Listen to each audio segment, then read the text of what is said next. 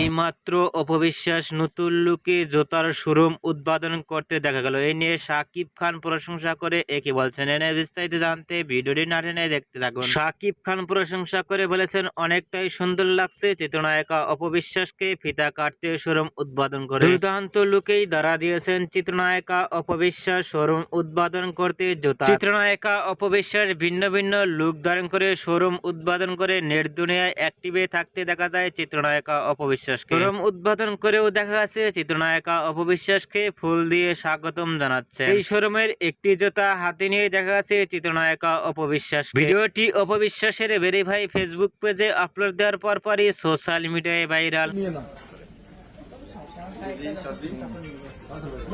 অপবিশ্বাসকে লেহেঙ্গা পরে ইতিমধ্যে জুতার শোরুম উদ্বোধন করা দেখে আপনাদের কেমন লাগলো নিচে কমেন্ট বক্সে জানিয়ে দিন। নিত্য নতুন ভিডিও পেতে চ্যানেলটি সাবস্ক্রাইব করে পাশে থাকা বেলটি বাজিয়ে দিন। পুরো ভিডিওটি উপভোগ করার জন্য অসংখ্য ধন্যবাদ।